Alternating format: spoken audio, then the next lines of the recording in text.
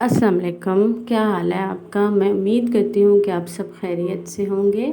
तो आज मैं एक नई रेसिपी लेकर आई हूँ। आप इसे मटन का सालन भी कह सकते हैं और मटन की कड़ी भी कह सकते हैं।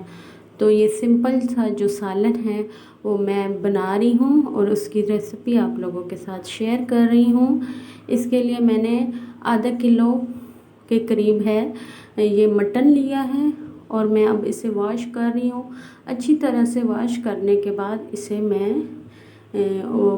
यखनी बनाने के लिए कुकर में मैंने धो कर रख दिया था ताकि अच्छी तरह से ये बॉयल हो जाए और इसकी यखनी अच्छी तरह से बन जाए।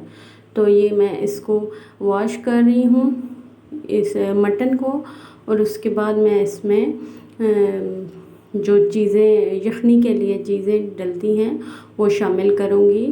तो अब मैं इनको 2-3 दफ़ा अच्छी तरह से वॉश किया है और उसके बाद अब मैं इसमें जो साबुत सूखा धनिया होता है वो शामिल किया है, जो काली मिर्चें होती हैं साबुत वो भी शामिल की हैं। तो इन सब लहसुन के मैंने 2 जवे भी शामिल किए थे।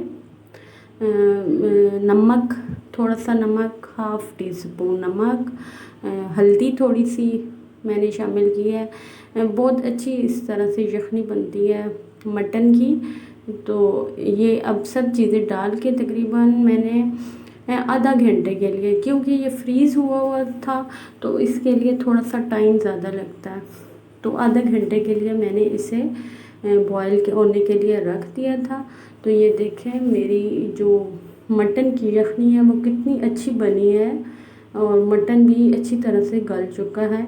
तो अब इसके बाद मैं 2 अदद प्याज लिए हैं, उनको मैं फ्राई कर रही हूँ और जब प्याज हल्के से ब्राउन हो जाएंगे तो मैं इसमें 3 अदद मैंने टमाटर लिए थे वो मैंने शामिल कर दिए हैं।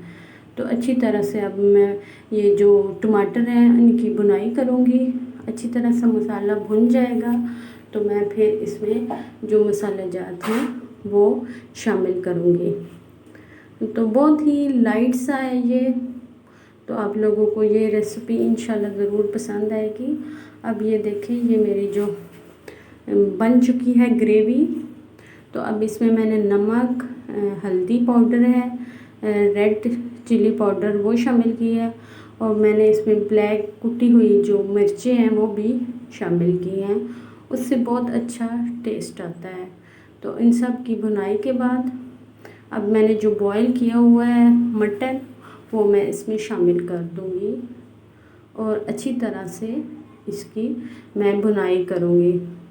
थोड़ी सी भुनाई के बाद फिर जो मैंने यखनी बना के रखी हुई थी वो मैं इसमें शामिल कर दूँगी और ताकि अच्छी तरह से इसका सूप सा बन जाए और ग्रेवी अच्छी तरह से हो जाएगी। तो ये मैं अब थोड़ी सी बुनाई कर रही हूँ।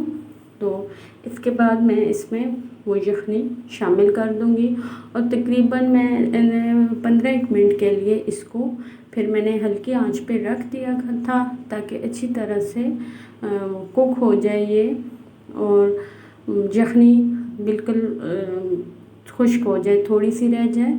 तो उसके बाद मैंने फ्लेम को बंद कर दिया था। तो ये देखें ये मेरा जो मटन का सालन है वो तैयार हो चुका है और बहुत ही मज़े का इसका जायका था। आप लोग ज़रूर ट्राई कीजिएगा। इंशाल्लाह फिर मिलेंगे एक नई रेसिपी के साथ। इजाज़त दें। अल्लाह हाफ़िज़।